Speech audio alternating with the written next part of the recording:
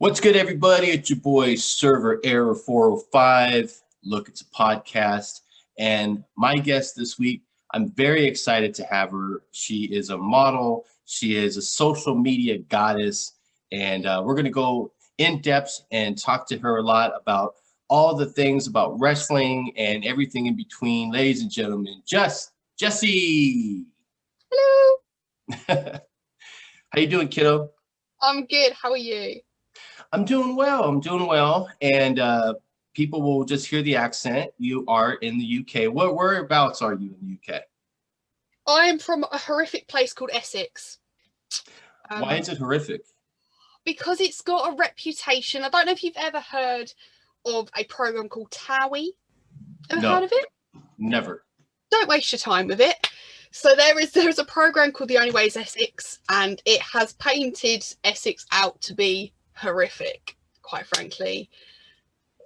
If you maybe just watch one episode and you'll see what I mean. What was it called? It's called Towie, so it's The Only Way is Essex. Towie. Where would I be able to locate that? Is it like on Amazon Prime or? You can go on YouTube. It's been going on for 12 years. This program now, I'd say.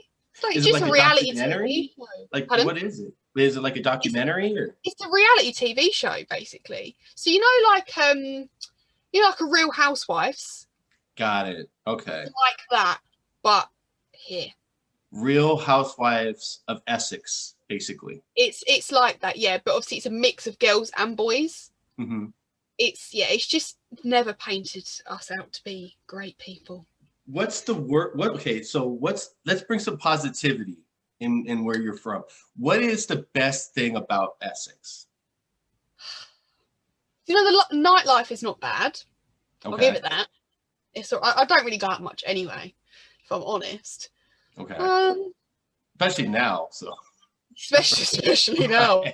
Right. I can't even leave our houses unless it's to go to work or go to the local shop.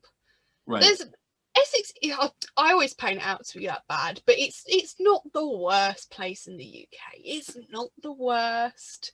Okay. There are definitely worse places to go, but well, tell me, because I would love to go to the UK because I think it's just great. Is there any way you'd like to go in particular? Anywhere you've heard of? No, I mean just the standard, just basic bitch in me, London, and you know what I mean. London is okay. London is okay. It's just very busy and very expensive, but there is so much to do there. Like, I lived there for a whole year, and I still visit there quite a few times. I even go once a month quite often. It's good. London is just very busy. What would be a good place to visit that would be relatively inexpensive? Obviously, when travel restrictions and things get better, so who knows when that'll be. But what would be like a great place to travel to and visit, have fun? Depends what kind of thing you'd want to do, really. Visit a few bars. Just I like a good downtown scene. Like good bands, easy kind of hole in the wall type of bars. I like to sightsee a little bit, check out the surroundings. Would you like to be near a beach? Yes, that would be, yeah. Brighton would be good. It'd be funny if you said Essex. No, definitely. We've got some beaches, but they're not the nicest. It's just but there are some places in Essex that aren't too bad. There's a little not really theme park, but it's like a big fun fair that I've been to since I was young. That's quite good. There are a few different places that aren't bad. Okay. There's a good zoo, a very good zoo. See, I'm not a big zoo guy. Because I always feel bad for the animals because they're just like in a prison. It's almost like if people wanted to visit humans and they went to like Alcatraz. And they just here's all the prisoners. Like, look at them. They're just like, let me out, Yeah, I think like it depends where you go. Like the zoo I'm on about is like, it's incredible. It's massive. Like, the enclosures are just ginormous. It's crazy. I don't know. I always just feel bad. That's just, I don't know. Yeah, I'm a big animal lover. I just like, oh man, let them free, let them run around, Imagine. There was actually once some of the wolves from the zoo actually escaped once. Okay. That was well, on the flip side, have you ever been to the States? No. See, last year was meant to be my year. Where were you going? What was the? I was going to WrestleMania. Well, yeah, and we'll get to all the wrestling fun part, that we're gonna have here. But let's just take wrestling out of it. If you were just to visit the United States, where would you go first? Non-wrestling related, just to visit. Texas. What part of Texas? I love Dallas. Okay. Also love Houston as well. It's always been my dream to go to Texas since I was very young. Wow. More than Disneyland, more than any of that. I don't know why. I just love it. There has to be a reason why. Or do you know, even like, I would like to go to Universal. I would like to go there. I do like films. I really love films. So I do all like studios and all that kind of thing. This is probably the first time in my life I've ever heard someone say it's my dream to go to Texas. No one would ever say that in the United States. Honestly, I love it. Absolutely love it. I don't know what I'd move there. Never been, but I'd move there. It's, Austin is a really like a fun place to visit. I've heard it's okay to live there. I visited a lot of spots in Texas. I like to travel a little bit. Nothing too crazy. Yeah, I mean, I'm from Los Angeles originally, California, and I made the trip from Los Angeles to Mobile, Alabama, which was about 2,200 miles, and I drove. So I drove through Texas, which was the entire drive. So it just never ends. Like, you just like, when are we getting out of Texas? But it's a great state, and the people there are relatively nice that I've came across. But it's weird to say, that's the dream. So that's pretty cool. That's pretty cool to hear that. Yeah, I'd love it. Absolutely love it. So let's get into the wrestling part here. Because for people who don't know, you have a YouTube channel, which I was watching today, and I subscribed. Very entertaining. And one thing I do want to compliment you on, and I used to do podcasts over 10 years ago, and I did a lot of podcasts where it was just me and just expressing opinion and everything else. And that actually is pretty tough to do because, number one, you don't have an audience. You're essentially talking to yourself, and you don't know how many people are going to really watch it when you get done. So I give you a lot of props to do that, especially in a camera, because I've been debating on doing the podcast just me sometimes if I don't want to have a guest, or maybe I'm, just kind of taking it easy on guests. But just to sit there and stare into the camera, and this is my opinion on wrestling, and hopefully you don't kill me and bury me. Props for that. And I watched some of the shows, and I'm really interested in the AEW conversation. And you had a huge deal over Sting being 61. Just the reaction of finding out he's 61 was hilarious, by the way. And I didn't really know he was that old either. I thought he was like in his 50s, but he's 61. So has your opinion changed? Because that was, I think it was like a month or two ago, like when he debuted, so however long that was. Has your opinion changed? Because he's booked into a street fight at their big pay-per-view, Revolution. Is it still the same opinion? Things I love Sting, of course. Got nothing against Sting. It's the same as kind of the Undertaker situation. Bless him, he's getting older, If if his body feels like he can still do that, go ahead. But the poor guy, his body must be just battered. That's the part. Literally, all it was just when I saw his age, I was like, sorry, he's how old? Yeah. I was very, very surprised. I think he's somebody that people have wanted back for a long time, like ages. And I was very, very surprised that he went there, out of all places. Was very surprised. Yeah. My opinion hasn't changed. I think just because of, in the nicest way, his age. Yeah. And I just think, dude, like, just chill. I think the biggest thing, a lot of these wrestlers, they can't let it go.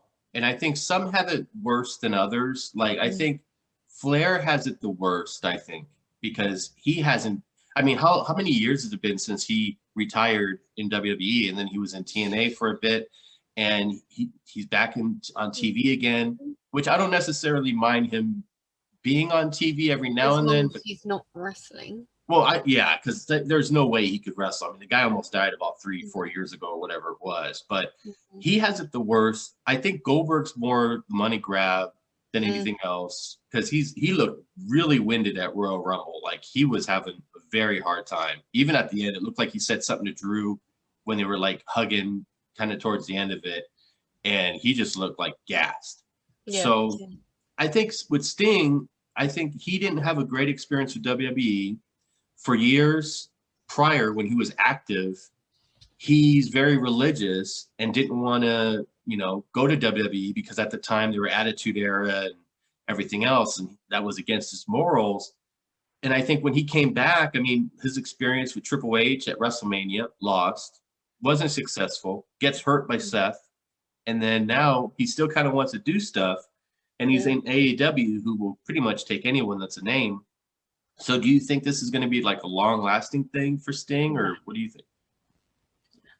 I don't think it'd be a long-lasting thing, if I'm honest. But I think, like you were saying, it's for wrestlers like him, Undertaker, the old like Ric Flair, in the nicest way, it's all they've known.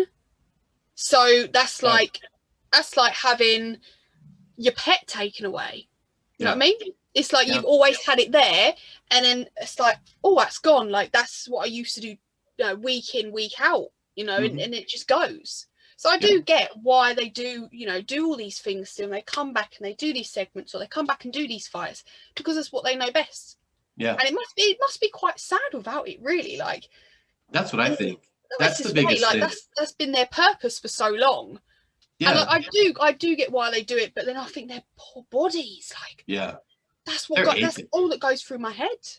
Yeah, they're aching, and I think with Sting, his match is going to be probably like a cinematic match, which essentially is like filming a movie, really. Yeah. So he can't possibly take any big bumps, because I know his neck's not that great, or whatever the issue was, his spinal cord or whatever it was. But I feel nervous for him, but I think if they just keep it cinematic, they're not going to have any issues. It'll probably look fine. Darby will probably do a lot of work, and Sting might take a couple bumps or something simple, but nothing too crazy. What's your favorite thing now in wrestling? Like, what's the one thing every week? And this is across all of wrestling, all companies. What's the one like storyline or characters, matches? What do you look forward to every week? Recently, it's been Roman Reigns. I think I've been speaking on podcasts recently, obviously before the Rumble. What him and Paul Heyman have done over the last few months, they've brought this guy back, and he wasn't getting, in a nice way, attention. He was just same old Roman Reigns. What they've managed to do, and how they've turned his whole thing around, and he's like this. People watch wrestling at the minute for him quite a lot of the time. And it's amazing. It's absolutely incredible. And like I said, what him and Paul have done, they've been absolutely brilliant. Obviously with Jey Uso as well. I think for a couple of months I've struggled to watch wrestling. I really have struggled quite a lot. Obviously, I watched the Royal Rumble. It was just absolutely insane. I was very emotional. It's been quite hard to watch, but there are things like that make you want to watch it. Yeah. And then you think, damn, like, even like last year with Sasha and Bailey, they were the reason at one point I was watching it, because they were absolutely just killing it. Yeah. Like, they kept wrestling going across each company, and they weren't even in these companies. Yeah. They had. Sorry? No, you're fine. I think the biggest thing for me, I feel the same way over the last few years. It's been really tough, because nothing's really grabbed me. I've watched wrestling most of my life, and I try to compare it to, like, every era has its own like thing. You know what I mean? Like, of course, people bring up the Attitude Era, and I'll look at things and compare it to Attitude Era. But then when I watch back some Attitude Era like Raws, it wasn't really that great either. There was just Stone Cold, The Rock, Triple H, all that, Undertaker. So those are the things that made the Attitude Era. But then you had like what were those guys' names? Not the Lunatics, but they were on Monday Night Raw. They were like different, the Oddities. Do you remember the Oddities? They were just like random people that would just wrestle every week. And it's like, imagine if we had that now, you know, people would just, they would trash, you know, social media would just trash everybody. So I think that now we have like Roman Reigns, who, like you said, I agree 100%. I was never a big Roman Reigns fan at all. I really disliked him. But new character gimmick, they took the stupid vest off. Not a big fan of his music still. I think they should change it, which I thought they were supposed to be doing soon. But he has been like the guy, like Sasha and Bailey were a year ago. But, you know, AEW, they're trying to put out a product right now. Are you a fan of the direction that they're going in now, or you think that they're kind of WCW 2.0? See, the thing is with AEW, I've always kind of said from the beginning, I have always struggled to really, really keep to it. I think I've always, there are some bits about it that are amazing, really, really good. There are some bits that I have really struggled to just focus on. I think because I've always been so loyal to WWE as well, and I've always said it from ever since AEW kind of started up, I've always been very, very loyal. Like I'll keep an eye on it. There are some things where to start with I was really annoyed about. If you don't know if I've mentioned it before, about the women's division, things like that, and they are, you know, they've got some really, really good, amazing wrestlers on that roster, absolutely amazing. And there are some matches that are some of the best we've seen. And that, you know, that does, like, there's the match that was between, you know, Kenny and Hangman Page versus Young Bucks was amazing, like one of the best ever. And then what was the other one? I think was FTR, I think, with Young Bucks a little while ago. I think it was. That was amazing as well. So I mean, and they, you know, there's, for me, I feel like there is sometimes a little bit kind of the same people going against the same people with not an actual storyline, if that makes sense. But then when they do pull out these absolutely incredible matches, you're like, damn, like it is worth it. Yeah. Because they have just smashed it with, you know, with these matches. They really have. And they've got some, honestly, the talent they've got is just unreal. And if they do have these proper good feuds, like, you know, like the whole Roman Reigns thing, how they've managed to do that, what they could pull off. Oh, yeah. Insane. 100%. And I think the biggest problem right now is because of COVID, because there's not as many fans there. And from the product that AEW came out with the fans were just jacked up every week. You know, every Dynamite was like big. A lot of people were getting, you know, like Jungle Boy, like, you know, Jurassic Express, like, you know, just the reaction that they were getting. And they're not even like the top guys on the card. And the fans just loved them. Now it's, you know, it's different, and it has gotten better because some fans are able to come in. WWE has made it more watchable for me now, because when you look at last year's WrestleMania and it's like dead silence and everyone's just like wrestling, it's kind of like watching like Impact now. Like I love it. I love wrestling in general. And I want to be able to give my time to every brand or every company, but I can't sit and watch something when there's just dead silence and just the announcer. I just can't, you know, no, even if they're putting out a banger match and it's going to be 1 million stars according to Meltzer, I can't do it. You know what I'm saying? Like I can't. So they've improved it. But one thing I do want to mention, because, you know, we're talking about AEW versus WWE. You're on social media quite often, and you see the back and forth, the AEW marks and WWE marks. You don't really see any Impact marks. Like, no one just comes, hey, look at us, you know, even though they've put up, you know, some good matches. You know, Impact does their thing, and they don't even talk really. Their true fans don't say anything. So do you feel like with the AEW WWE war that the fans are basically, you know, gassing up, do you think the Impact a relationship with AEW, do you think that's helping Impact more, or you think that's helping AEW more? It's helping Impact. How so? Do you know what I love what they've done. It's a little bit, I think I mentioned it in one of my videos actually. It's a little bit like, I don't know if they're doing it for a whole screw you kind of thing. I don't know if that's it, kind of how it's going. Right. But I do like the crossovers they've done.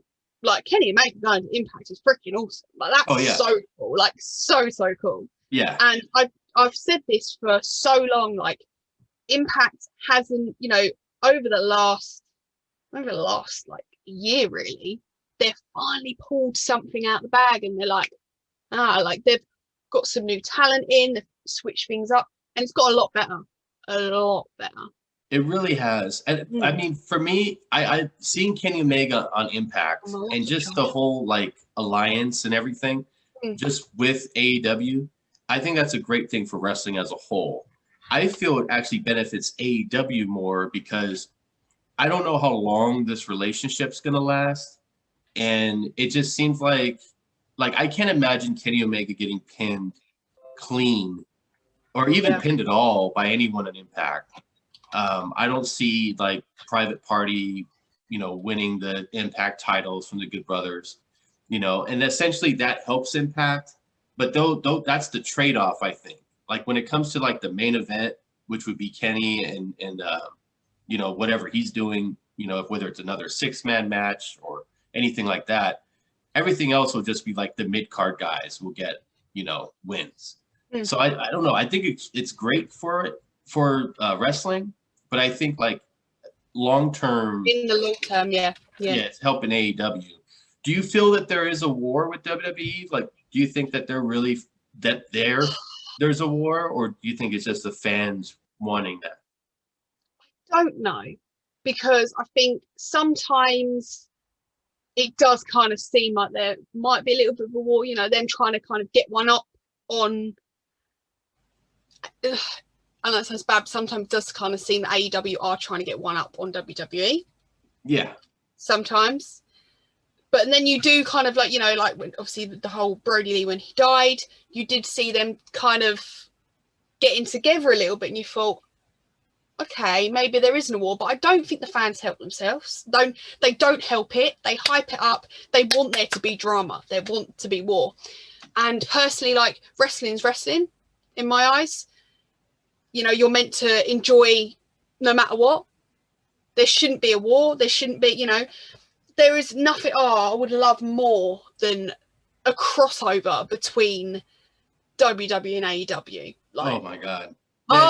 It would be the most incredible thing ever. Yeah. I think the only other thing that would be even close to that would be if WWE worked with like New Japan in some way. That would be just smoking. Imagine that. I mean, I think stuff like that would probably, because everyone talks about whenever Vince passes away, what's the brand going to be like?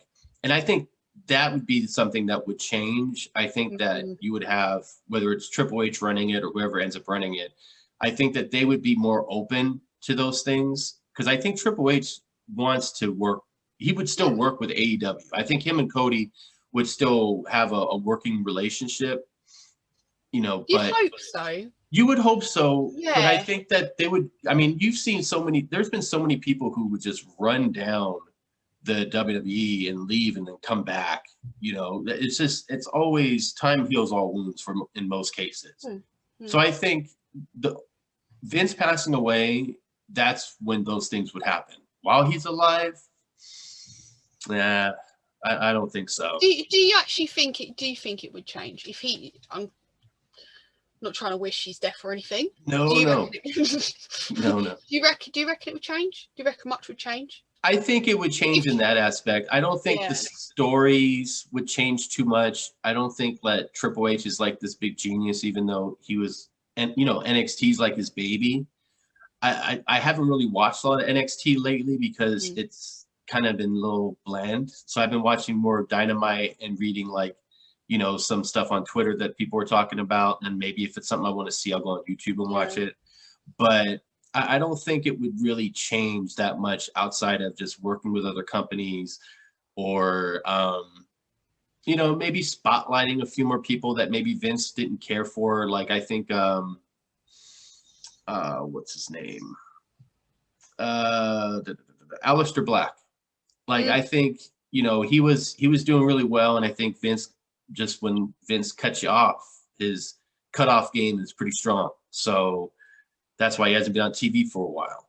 So I think those are the things that would be a little bit different. The guys that Triple H are high on would probably get pushed, and the guys that Vince didn't really see any potential, that would be the big difference. I don't think it'd be something big extravagant where everyone's like, oh, wrestling's saved now, Vince is gone. No, Vince is the reason why we're even talking about wrestling right now. Yeah. You know, this is what I mean. You know, as much as and I said this I did a video about the McMahons, and I you know, as much as he's a little bit of a big bad wolf, right? He's done some questionable things, right? Yes. But that guy has given us some of the best moments and some of the best memories in the whole of our lives. There's, you know, as much as, you know, it can be a bit rubbish sometimes, it can be an absolute pain, but you know, it's given us just some incredible like times, like sit with your friends and watch wrestling, and you go to these events, and you know, it's mainly because of one man that you've enjoyed all of this, and you've enjoyed everything that's kind of happened. People, you know, are going to slag off WWE, but I bet they bloody watched the Royal Rumble this year. Yeah. And it was a good one. Yeah. It was a very good one this year. You know, especially with no fans. Oh, huh? Especially with no fans. You know, there are, you know, the returns that they had this year, if they had fans, it would have been incredible. It would have been. So, I was crying, and I was in bed, like crying about it, like 3 o'clock in the morning in tears. But that's my personal life. But yeah, no, you know, people do say he's this bad, horrible guy, but without him, come on, we wouldn't have all the amazing memories that we do. Yeah, I mean, it's easy to pick at him because there have been a lot of just shitty things that he's done through the years, and just, you know, with the whole territories back in the day. But I mean, when it comes to just putting wrestling on the map, he basically went all in on WrestleMania 1. And if it failed, then he would have been bankrupt. WWE would have failed completely. And he put everything in there. And even though people won't look back at WrestleMania 1 as being like this great event with all these stellar matches, the crowd was into it, and they were hot for the, you know, main event. And you had all these stars like Muhammad Ali and you know, Cyndi Lauper and all these, you know, just people from mainstream at the time that were popular. He brought them all together to watch, you know, people pretend to fight each other, you know, at Madison Square Garden.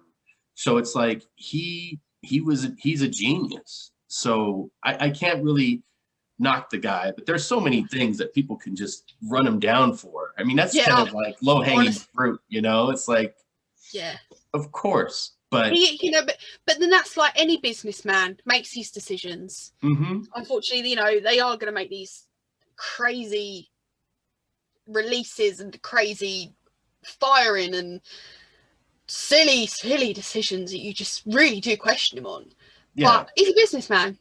He's got brains. I give him that. He's got some money making brains, which I don't blame him for, really, because I wouldn't mind his money. I'll take a little bit of it. I'll take 10% of it. I don't even need all of it. Couple of quid, no problem. Yeah, I mean, he's got a couple of grapefruits too, and that's what got him to where he's at now. But one thing about people leaving WWE and going to like AEW, and you didn't really see this back when people were going to, you know, from WWF to WCW. It was a little different. Now it's like Miro and a lot of these guys that left, like they were in such a horrible situation. And, you know, and maybe they were, because we don't work in the back, so we don't know what they truly went through on the job. Because at the end of the day, it is a job. So maybe it was an unhappy workplace for them. But I think when they're going to AEW and they're making it like it's, you know, greener pastures, really they're not doing anything different than what their gimmick's different. Like, he's a video game guy, which is basically trying to bring that Twitch audience, kind of mixing it together to get AEW stuff with it. So I get that. But he was more like a dominant powerhouse when he was Rusev. And he was still in that mid-card level. So I think my thing is that if you have people going to AEW and you want people to stop talking about them being WCW 2.0, they have to be able to build what they have and not just focus on Moxley, Omega, Young Bucks, Cody. Like Cody has the most fireworks. You know, like he has the biggest pyro entrance out of probably anybody in wrestling, like across all brands. But it's, you know, it's almost like Vince coming out with this amazing pyro and wrestling every week and putting himself over most of the time. Mm-hmm. So do you think something like that in like with AEW, and I really like talking about AEW because they're fresh and new. So do you think something with, you know, with them bringing over new talent, let's just say Aleister Black goes over to AEW, which could happen because I think Selena Vega is going to end up showing up there at some point when her, you know, no compete clause runs out. Do you think something like that is just going to be a trend with AEW, in your opinion, or do you see maybe them making a change here this year at some point? I don't know. I think, you know, with the people they've got on their roster, they for a while didn't use them properly, and it is in the, you know, it's sad really because they do use the same people. They do book the same people in the same matches, and like a little while ago, I was so angry with how they treated the women's division. So angry because I just thought, you're not doing it. Like you're not using the people you've got. You've got some incredible ladies there, incredible, and it's only just recently it's happening a little bit more, but for such a long time it was so man-based. But they, you know, they did come into the whole thing saying we want to focus on everyone, we want everyone to be involved, but that wasn't the case. And you know, although we slag WWE off, they put their women on that market. What they've done with Charlotte, Becky, Sasha, Bailey, what they're now doing with Bianca, what they're now doing over, you know, with NXT, with Rhea, Io Shirai, all them girls, they're putting them up there. They are. And AEW, I don't feel like they do that enough. They don't, you know, Britt Baker, she's brilliant. Put her, throw her up there. What's her name? Even Nyla Rose, throw her up there.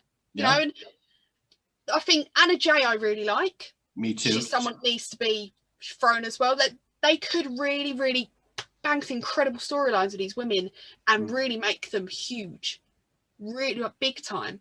And they just didn't. I think that's why I struggled for so long with it, because I was like, there's people in front of you can use. There are some amazing feuds you could get. Why aren't you doing it? Yeah, and I think the biggest thing for me is that they really, the people that you just named, and also like Ty Conti and Thunder Rosa, who I love, you know, I love her so much because I was a big fan of the, you know, NWA when they first came out. It was on YouTube every week, and just the whole throwback feel. I loved it. I was just, give me that content every week. I want more of it. But I feel with the people you named, though they're phenomenal, but then when you look at the rest of the card, they're relatively new. So I think my biggest issue is that they're focusing more on male talent instead of signing some women talent, like female talent. Yeah. Like Priscilla Kelly, who WWE just signed. I love her. That's my little. They did a beautiful thing. Honestly, I was not expecting, obviously, her to go there. I think it might have been a little bit awkward in AEW anyway, with the Darby Allin situation. I think they're back together, though. I think they're back together. I think so. She did an Instagram story about, would you eat this? And Darby made some weird looking gross meal. Maybe then. I don't know. I think they're back together. But like, she could have gone there, but what WWE did a very smart, good thing there. And they, you know, they have signed some really, really, really good people recently. And you know, that it's like, you know, AEW could have done that. They could have got. I thought when they brought kind of Vicky Guerrero in, she was going to help that division. I really did. And I'm very surprised that maybe it's because of COVID, but at the same time, they could have spent less time setting the same old matches up and developing something wonderful. Yeah, I think that's the only real problem for me with that company, is that the women's division. That's the one thing from day one I've been so annoyed about. Yeah, I'm really disappointed on that part, because they'll have women wrestle on Dark, which I don't watch at all, because it's like 12 or 15 matches on YouTube, and it's just basically all squash matches, really. Which I don't mind having something like that, because essentially that's how the old WWF superstars used to be. They just highlight the one person does the job, and that's it. But you know, on Dynamite, you might have maybe one women's match, and that would be, you know, the Thunder Rosa and, you know, Britt Baker, and there's nothing else there. But when you look at WWE, you know, people forget, you know, people want to say it's AEW versus NXT. NXT isn't WWE. It's just a brand of WWE. And this is what I've always said when Vince did the brand split years ago, he always has that in his back pocket where he could just say, you know what, fuck the brands. Let's just have the best roster possible and take all the best from all brands and put them on one roster: world heavyweight champ, IC champ, tag champ, and then like a cruiserweight champ or something. There wouldn't be no competition. You know what I'm saying? So that's where people who just love AEW and want to run down WWE saying NXT sucks. Well, NXT can suck.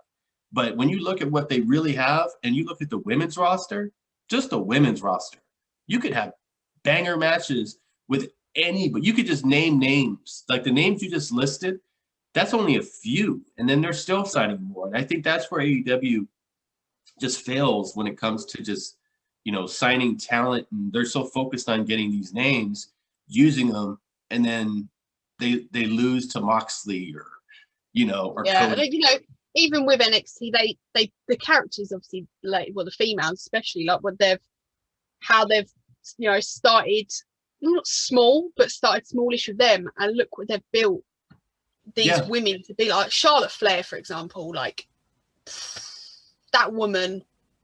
She's an actual queen. She is a queen in my eyes. That woman's a queen. How they've built her up, and now she's just this incredible character, an incredible wrestler. Like that, you know. And I just feel like AEW are lacking that. They don't really have standout people. Like even NXT isn't the main roster, but they've still got them standout people. They've still got their their Rheas and their Io Shirai's. Yeah, they've still got that, and they're still building. And you just think, what is going wrong? Yeah. Honestly, what is going wrong? It's just I think that it's tunnel vision for the people who are the upper management AEW. You know, they want to beat Vince and they want to put out this product, and they think if they just use their elite buddies and put together Bullet Club, as much as it's cool, that's only one program that they're offering. You know what I mean? Like what about the rest of the card? The show's 2 hours long. So unless you have Kenny Omega attack a bunch of people, or Moxley just goes nuts and hits people in the back, you know, backstage, you know, what else are they really offering? You know, like tonight I'm going to watch Dynamite. I'm not really having Edge team up tonight on NXT doesn't really draw me in, because it's a great thing, but I'd rather watch AEW tonight to see what is essentially is like an old Clash of the Champions that WCW would do, you know, not really a pay-per-view, but it's kind of like a teaser. That's piqued my interest. I haven't even looked at what's happening on AEW tonight. I haven't even looked. It's their Beach Blast. Their Beach Blast, I believe it's called. So that's also going to have Thunder Rosa against Dr. Britt. So that's going to be good. It's got a 6-man with Kenny and the Good Brothers against Mox, Phoenix, and someone else, I believe. So that's the main event. So it's gonna be a pretty decent show. So, but this is like their good show against NXT, which all they're offering is Edge is gonna be there. So thing is though, that will draw people in. It will, and I think it works, and that's what people on Edge social going media, to NXT. That's what people on social media are kind of complaining about. They're saying, well, Vince is just doing it for ratings. Well, no shit. It's a ratings game. Of course, they see what AEW is going to put out, so they want to put out, you know, something, you know, special on NXT. So, do you think, as much as AEW has dominated the ratings, do you think that they're going to win tonight? I'd be surprised if they did, because there are some Edge being on NXT. There could be. Imagine the feuds. Like an Edge and a Finn, or a Edge and Adam Cole. Oh, Edge and even Pete Dunne. Like, because tonight he's teaming. You know the match, right? That he's going to be. I don't. Yeah, he's wrestling. It's a tag team match, and he's teaming. Let me look here. Have a look. I don't even know. This is how behind I am today. Yeah, it's Edge and Damian Priest. They're teamed up against Finn Balor and I think Alex Riley. I believe it was Alex Riley when I looked at it. Edge and Damian Priest as a team. As a team. That is stunning. That is stunning. Do you know Damian Priest actually really impressed me in that Rumble. Yeah. I've always kind of liked him anyway. But yeah, he was incredible actually. I was very, very surprised. He did really good. And a lot of people I've noticed, and I think it's because social media will always want to jump on the people who did well. Like with Bianca Belair, who I was very happy that she won. I was so happy. But now people are saying, well, her feet touched and Rhea should have won. And that's not true. Her feet didn't touch. The picture's not accurate. But that's a whole nother fucking podcast. But people were bringing up how old Damian Priest is. And he's like 38. So they're like, someone said that to me and I was like, he's what? Yeah, I didn't know. He's quite old. I was like, he looks about 27. I was like, you're joking. It was like, yeah, he's he's like these late 30s. I was like, what? Yeah, he's insane. He's been around. I mean, he used to be in Ring of Honor, and I knew he's been around for a while, but I didn't know he was 38. But to me, it's like that doesn't matter. The guy is like that's nothing. That's nothing. Sting is still wrestling. He's 61. Should we go back to Sting? But no, honestly, did you enjoy the Rumble? Did you?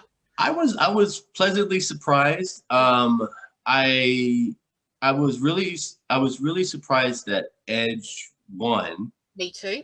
I kind of was thinking maybe Randy might have got it, and then they would have had their match again at WrestleMania for the title.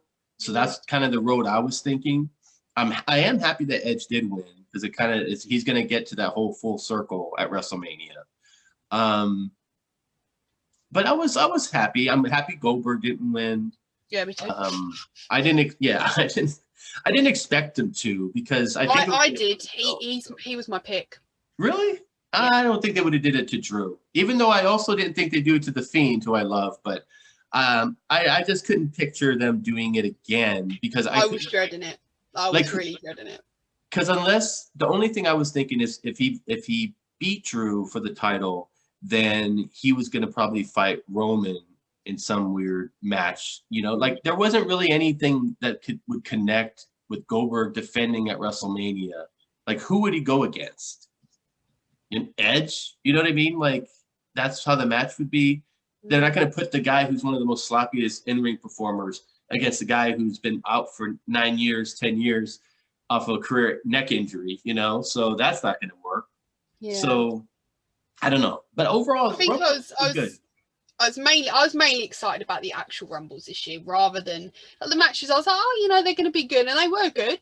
But I was there for the actual Rumbles because I just thought you do not know what could happen this year. Like it wasn't like they pushed a particular person, like on either brand, either like women's or men's. You just didn't know, and the returns. Oh my god, was probably one of the best moments of my life. So which was your favorite return? Victoria. Yeah, that was pretty cool. My god, I was on a Discord like call to my friends or my boy mates, and I was doing a stream before it, and they was like, oh, who do you think's gonna come? Because there's things about Melina was gonna potentially be there, so and so, Kelly, blah blah blah. And then someone says Victoria, and I was like, I would honestly die if that woman returned tonight. You do not understand. Like, she's my favorite of all time. And if she did return, I would lose my absolute shit.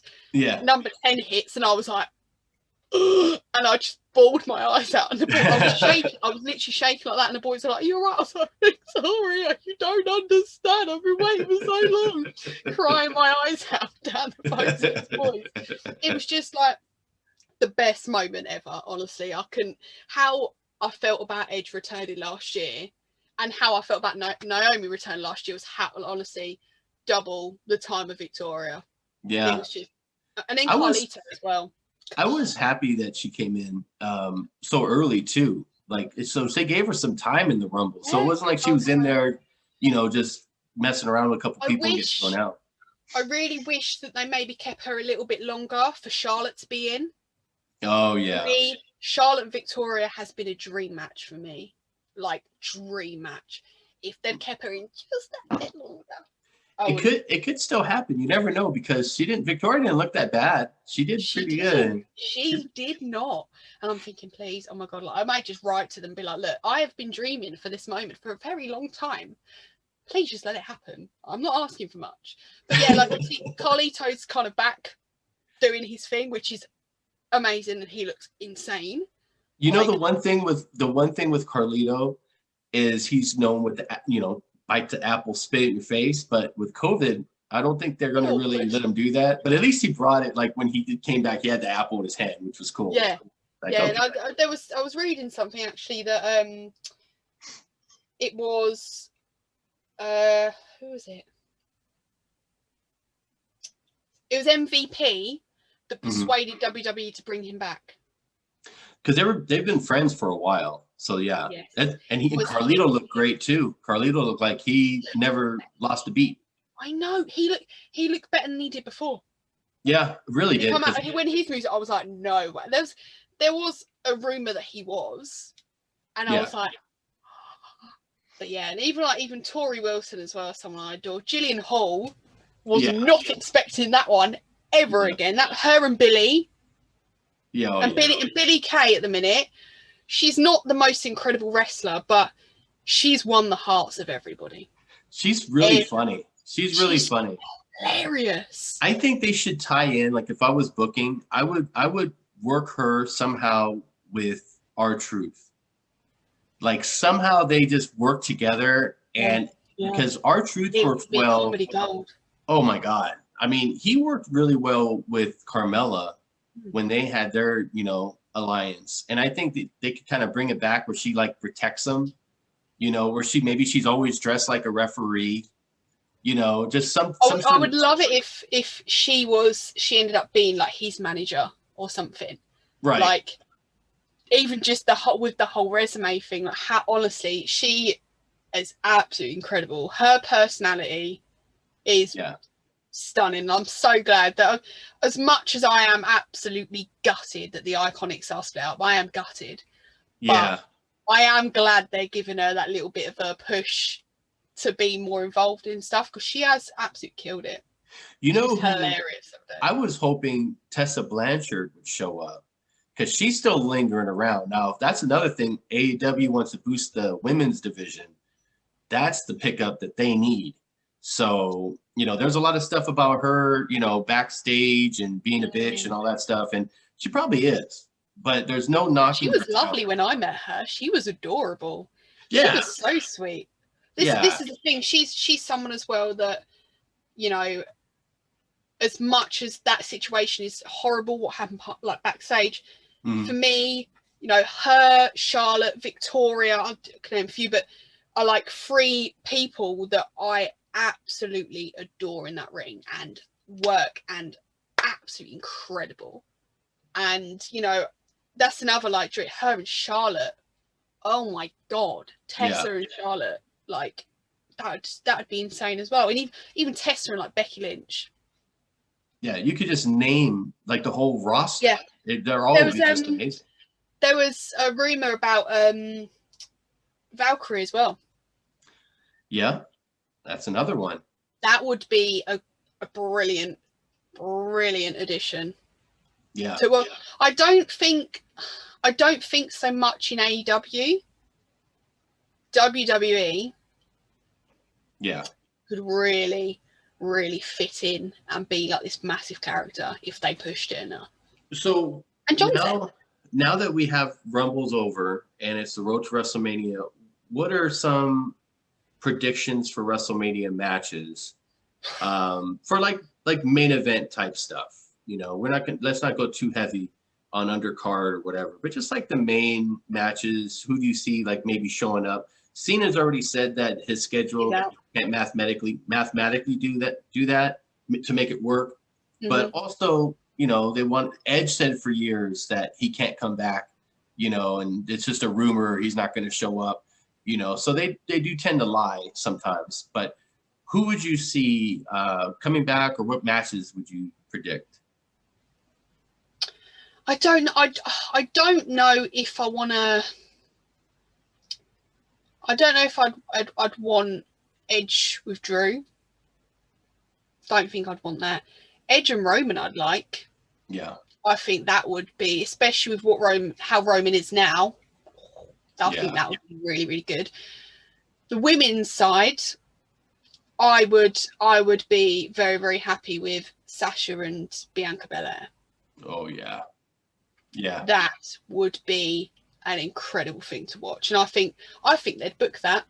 I think that's potentially, there's been a few things I've seen online and everybody's like, that's what we're wanting. That's the money match, because Asuka's cool. I'd rather see Asuka be, like bad again, because I liked it when she was bad. But the money match is you got to use the best champion in both brands, and Sasha is the best champion. That has to be Bianca's. I think it's kind of attitude and attitude. Do you know what I mean? They both think they're better than everyone else. They both, that would be the most beautiful rivalry. If they push Bianca Belair to Sasha's height, it would be beautiful. That's like, I could even probably go main eventer for that. Oh yeah. I really could. And I'd happily stay up and watch all them hours just for that match. Because it's what, 3-4 in the morning when it comes on live over here? Yeah, so it's, say, kickoffs at 11 here, and then obviously Royal Rumble, I was up till 3:30 in the morning. Wow. Yeah, because it comes on 4 p.m. Pacific time, which is 3 hours from now. That's when it would start. So yeah, and WrestleMania is gonna be 2-night event too, which is pretty cool. I think it's back to one night next year, isn't it? I believe so. And next year is gonna be in Texas, right? If we can fly, I'll be there. I already said it. So by next year, I hope. Honestly, by next year, I hope so. I saw it in Texas. I messaged my mates like, I'm going to Texas. I don't care, I'm going. Obviously, with WrestleMania, it's going to be my first WrestleMania and everything. The 1 year I plan to go. Honestly, I cried for a week. Not kidding. It's been a bummer, and that's one thing. It's a good segue that because we've been kind of talking a little bit about COVID, and America is just a piece of shit when it comes to COVID, which is very true when it comes to numbers and everything. I don't really know the specific numbers for the UK or anything like that, but in general, do you see like a big difference? I don't know if you really like notice other countries or anything, how they handle it or anything like that. So, but I'll just say it like this. Do you feel UK is handling it better than most countries? Do you feel like you guys would open up quicker before we would? I don't know. Do you know what? The way they're doing the vaccines at the minute is very, very quick. This turnaround they're doing is really, really, they've got this whole new system in. It's really, really good. The way they handled it originally, this is our third lockdown, and I personally, I've ranted about this so much. Where they went wrong is where they let people go on holiday. They, after kind of like the first lockdown, they let people go on holiday, and that's where they completely just ruined it. Because people come, it's all right to go on holiday, you have to quarantine for a little bit. Some people didn't quarantine. They're mixing with 300 people on a beach at a time. It didn't work. And I just think there's half of, I don't know if you have a look at much social media, but half of social media influencers at the minute are in Dubai. They're in Dubai, and it's kicked off quite a bit over here because of it. Because people are like, "What are you doing? Like, why are you?" you can see how bad it is, and you're partying. Yeah. And people over here, you know, there's people struggling constantly, and you know, some people have lost so many jobs. Of you know, people have lost their jobs. I know so many people that have been made redundant, and yeah, you know, they've made some mistakes. They really have. They obviously opened pubs and it's the same. I mean, really, it's kind of the same. I'm in Las Vegas, Nevada, and people just can't stay home, you know, and it's really something that could have been handled a lot better. But I think most people just want to go out and do things, and it's you know, it is part of human nature, because I would love to get out there too, but I'm also kind of a homebody. I don't mind staying home, and there's more fun here. There's plenty of alcohol. There's, you know, plenty of stuff to do, you know, but I'm hoping that it clears up soon to where you could travel, because I would love to go to the UK and I would love to visit. And you coming out to the United States would be great. So you get to see Texas and everything else. Now, one thing I did want to talk to you about, because one of your big sponsors, this is, you can correct me here, you work for Powered 4. And is that a sponsor, or you're part of Powered 4 because you work for them? I am their main presenter. And what exactly is Powered 4? Because I looked at the website. It looks like a lot of wrestling content, obviously, like indie. Yeah, so stuff. it's a streaming service. So they work with all different wrestling promotions, UK, Belgium, Japan, the US, and obviously they work with different promotions. All their videos that they have from their shows on their demand services ends up going to us. So when the world's kind of back to normal, I'll be obviously going to the shows over here and in America, in wherever, you know, if they want me to go there, I can go. And obviously like interviewing wrestlers, doing different videos about the matches and mixing with people. So that is kind of mainly what I'll be doing with them when obviously life goes back to normal. Obviously it's been very, very hard for me, because you know, I had so many plans last year, so much I wanted to do with my wrestling content, and obviously I've stepped back on my YouTube at the minute because there isn't anything I really, really want to talk about, because obviously you know, it's very, very hard to keep going with it. So that's why at the minute I've obviously focused on other things and just step back from that, just because there's not much, just not much to talk about. Yeah. And you know, the ideas that I have are so good when I can actually get out, you know. But at the minute, just now, are you putting any time into the modeling? Is that like getting into like a more serious? I have made kind of the decision that I will be doing it every now and then, and I'll be stepping away from it a lot more, because obviously when things are back to normal, there's, you know, I'm working with, obviously being with Powered, but on the side I'm going to be working with 2 new promotions. I'm going to be doing their backstage interviewing, which is one up north and one that's about 40 minutes away from where I live. So it'd be, you know, one weekend I'll be up north for the whole weekend, a month, then I'll be, you know, the other one, and then I'll be doing stuff with Powered. So I kind of made the decision that modeling's never been my full-time thing. It's always just been like a confidence boost that I'll do every now and then. So I made the decision that I've, you know, will be stepping away from it a little bit and focusing more on the rest of the stuff, because that's what I enjoy and that's what I'd love to do. That's awesome. And it looked like a lot of great content. It reminded me of basically like WWE Network, but, you know, in another part of the world, you know what I mean? So I had a buddy, I have a buddy, not had, he's still living and we're still friends. I have a buddy. He's very well, thank you. Right. He's totally fine. I don't know about mentally, but he's doing okay physically, as far as I know. I'm not a doctor, but I have a friend and he's going through a rough patch right now. And he was bringing up how dating sites are just trash. So first of all, I told him, you're right, they are trash. I went through them, you know, I have a girlfriend now, but before that, I went through dating sites and everything. And I just said, you know, fuck the dating sites. Why would you want to date during COVID? You know what I mean? So my question to you, because you're single, right? So are you dating during COVID? Are you using the dating sites, or what advice can you give? So I could give to my friend. Give up. That's what Just give up. Okay, just tell me to give up. No, do you know what? I've been single since last March. Yeah, but since last March, I've used dating apps.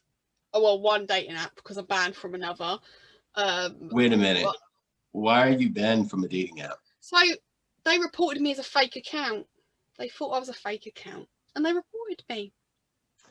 So I'm now banned from Tinder for life. So they didn't give you the opportunity to like show like a picture of you, like here's a thumbs up, this is me, here's a newspaper. Can't appeal it. They said unless you change your mobile number and you change your Facebook account, then we'll let you back in. But I was like, oh, whatever. It's not worth it. No, I think it is hard. Like, obviously, in this time, you can only go for a walk. You can't go out for here, obviously, because everything's shut. You can't go out. You can't go for dinner. You can't go and do an activity. You have to go for a walk. And currently, it is very cold here. I'm not going out for a walk. I'm sorry. And you know what? Dating's all right. I'm quite happy on my own. I'm rather content. If I'm honest, I'm quite happy. It's majority of my friends are single and they struggle as well.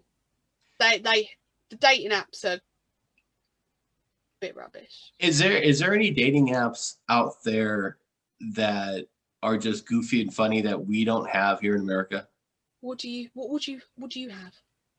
We have Plenty of Fish, which is kind of like the that is a danger zone, not a nice place to visit. So they have that out there? Mm-hmm. Oh yeah, that's why I said it's like the Essex of dating apps. There are some peculiar souls on there. Personally, I don't use it, but I know people that have, and there are some peculiar souls on there. I used to use it, and there's a lot of peculiar souls out there. I will co-sign with that.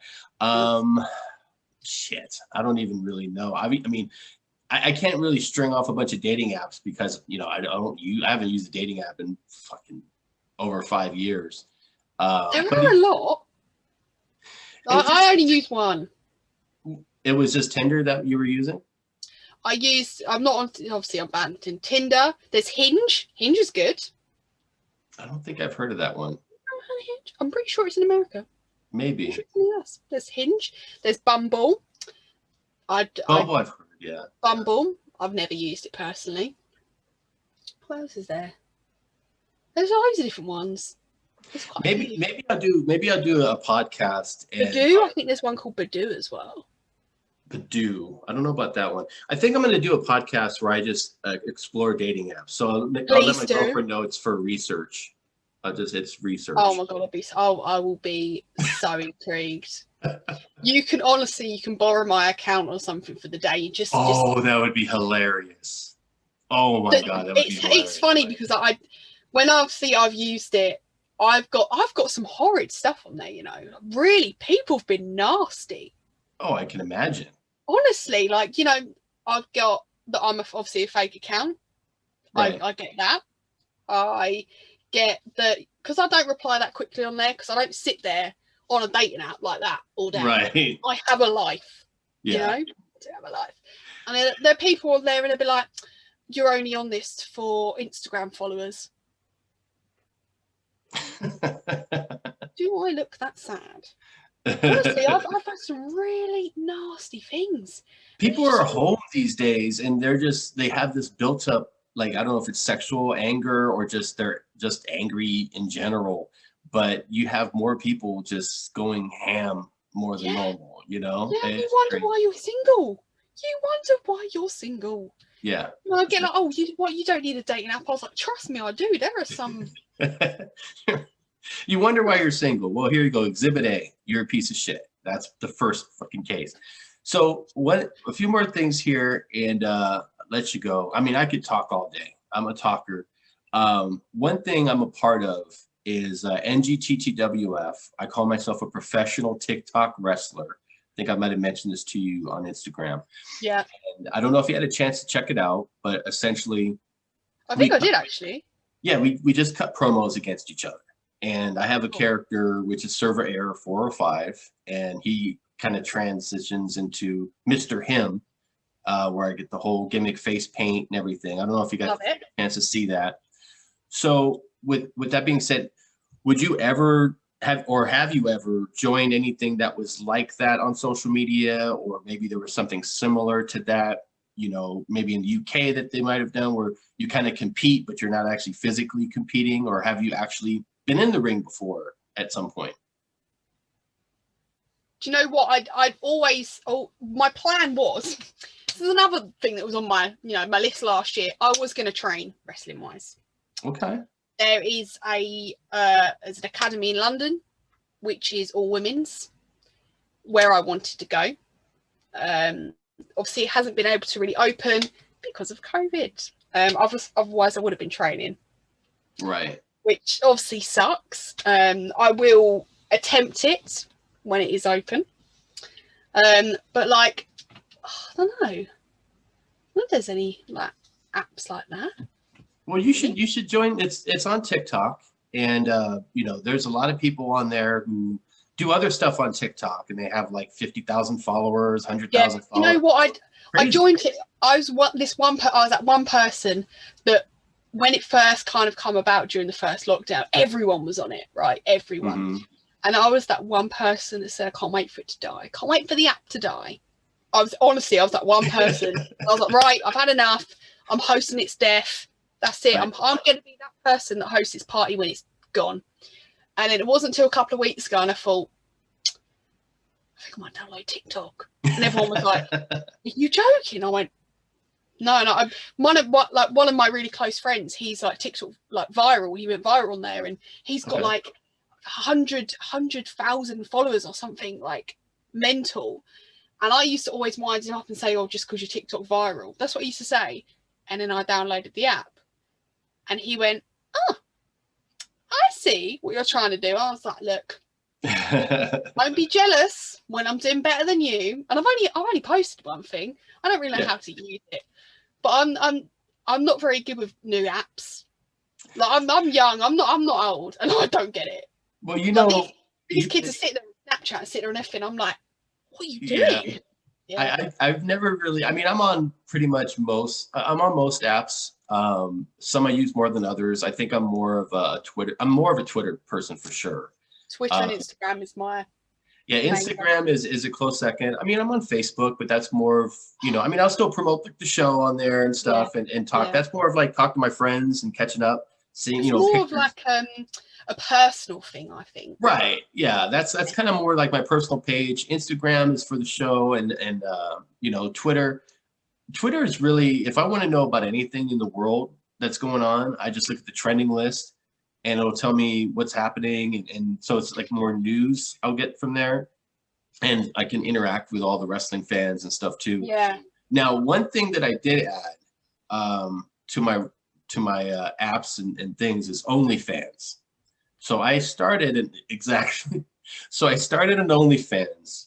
I haven't posted anything on there. You didn't. I did, but here's the thing. OnlyFans, you don't have to be nude or anything on there. So I was going to do kind of like a gimmick with a buddy of mine who's also a podcaster, where we were both going to see who could raise the most money on OnlyFans and just put random content on there. So what I just posted on there was like my TikTok wrestling stuff. So far I haven't drew a dime yet. So my OnlyFans career has ended before it even started. Now, with you rolling your eyes, I'm assuming that's not something that's going to ever be. And I'm sure you've get asked that all the time. Every day. Yeah. Every single day I get, do you have OnlyFans? Why don't you have OnlyFans? You'd make a kill on OnlyFans. I think for me, the whole way through me doing the lingerie stuff, I have kept to it being on Instagram, being on like a portfolio. I've never wanted to go further with that down the OnlyFans kind of road. I used to be very, very close with somebody that obviously was unfortunately involved in the speaking out thing. And when I spoke to him, he kind of said, if you want to work in the wrestling business, you need to be careful what you post. It's true. Do not get an OnlyFans, because people watch it and people do have a look at it. And if you've got content that they don't like, you ain't involved in wrestling anymore. So I was like, okay, fair enough. I think there are so many people that do OnlyFans, so many, and you know, there's every time they're like, oh, you don't have to go full nude, you don't have to do that. But the thing is, I think a lot of the time, I think it's different for guys, but for girls, as soon as anybody sees that you've got that, they automatically think you are putting nudes out there. Right. And it's kind of like there is a stereotype. You're one of them girls. I don't want to be classed as that. Do you know what I mean? I don't want to be. I've never wanted to be classed as, oh, she's an OnlyFans girl. Yeah. Someone on this dating site, honestly, this guy I was speaking to, I was matched with him, I gave him my Instagram. He messaged me like an hour later saying, look, I feel like this is a sales pitch for your OnlyFans. You can let me know if it is. That was his. Excuse me. I was like, I don't even have an OnlyFans. Oh, that's a shame.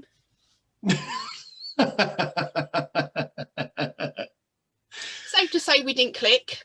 We didn't continue with what we had going on. But honestly, that's the stuff I get. I get it all the time. Oh, why don't you have it? Oh, you should get it. No, I'm okay. But thank you for the offer. Well, I could tell you from my experience.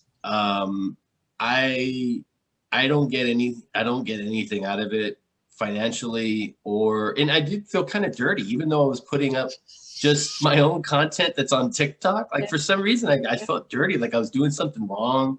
I told my girlfriend, like, hey, I'm doing an OnlyFans, and she's like, oh, okay, you know, good luck. I think it's over here. I think it's kind of more frowned upon in the UK. It's not really looked at in the highlight over here either. So it's I've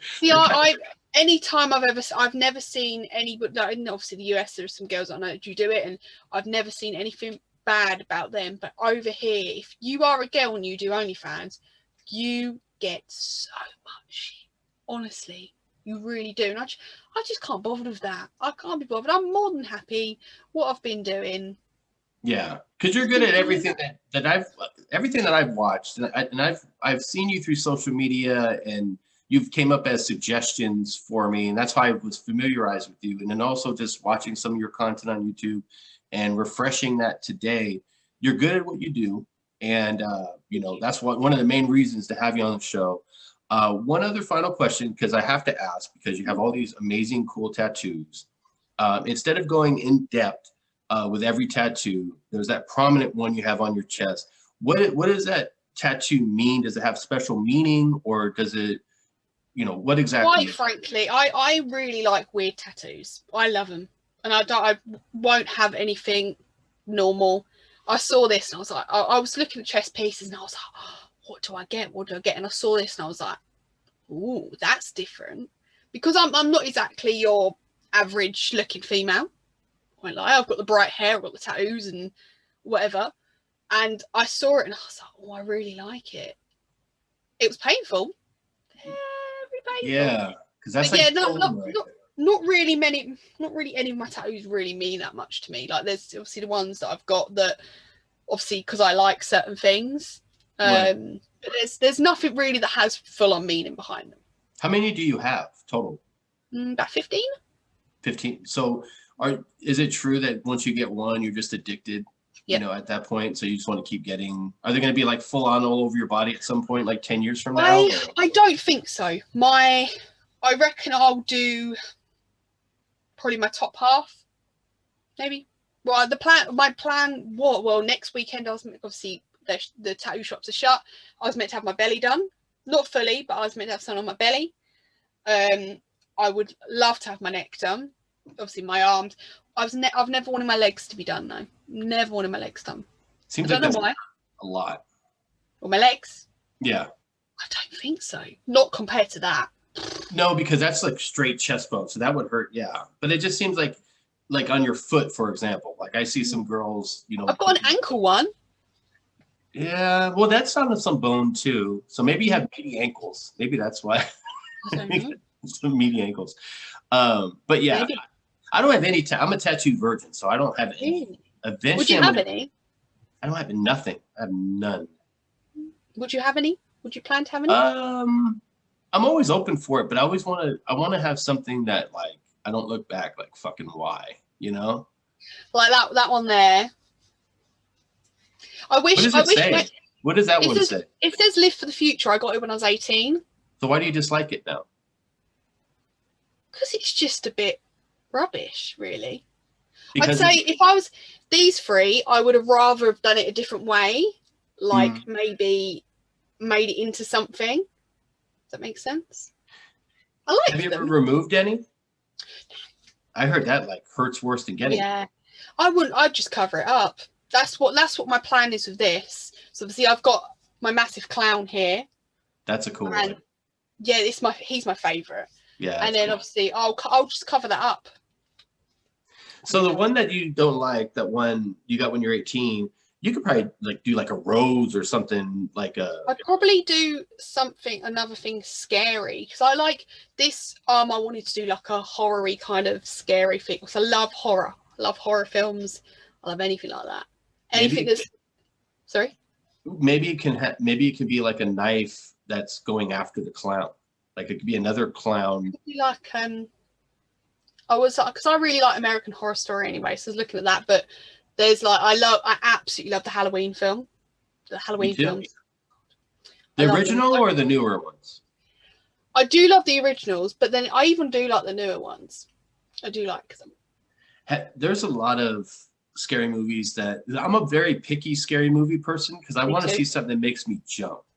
And there hasn't been any movies lately that I've watched, but I had, what is it? What's the scary movie app? Is that Shutter? Shutter. Yeah, Shutter. Yeah. I had that for a little bit during Halloween, and there's a lot of decent movies on there. See, I haven't got that. I should get it. They don't have it out there. They have it out there, right? Yeah. You should get it. I think it's like $5 a month, but there's like a lot of good content on there. You'd really enjoy it. But there's one called they did it when COVID first started, and everything is like what we're doing right now, just like on a Zoom call. And it's called The Host. That's what it's called. Have you checked that one out yet? What? I feel like I've heard of that. Yeah, it's a Shudder exclusive, and it's only like an hour, but it's basically like the first 20 minutes of it is like friends getting together on a Zoom call, and they do like a seance, and then all this crazy shit just fucking happens. And once it starts, it just keeps going until it ends. And it was really well done. I really like the classic horror. Love the classic. Like there's, you get some horror now that isn't amazing. Like there's, over the last few years, there's been some good ones, but the classics, like the Freddy Kruegers, the Jason X's, the Chuckies, the Halloweens, Scream, my favorites. Yeah, and they're making a new Scream too, which is good. It's like got majority of the original cast in it as well, which was freaking amazing. I think we should do a podcast down the line, maybe like for Halloween. We just talk about Halloween movies, because that would extend the podcast even more. So love it. I want to thank you so much for doing the show. It was a pleasure. And, this is going to be on in a few weeks, so we'll see how our predictions pan out a little bit here when this finally airs in a couple weeks. The anchor session. Yeah, we're going to be close to that. So tell everybody where we could find you all over social media. You can find me on YouTube at Just Jessy. You can find me on Twitter at WatchIsJess, where I literally have all of my links on there anyway. So if I'm not going to go into all of them, because we'll be here for ages. But you can find them all on Twitter. And I will post everything when this comes up. And, again, thank you for your time. I do appreciate it. Stay safe out there. And everybody, thank you guys. Thank you guys for listening and also watching here. Look, it's a podcast. We're very easy to find at Look, it's a podcast everywhere on social media. Thank you guys for watching. We do appreciate you. Be safe, mask up, enjoy your day. Peace.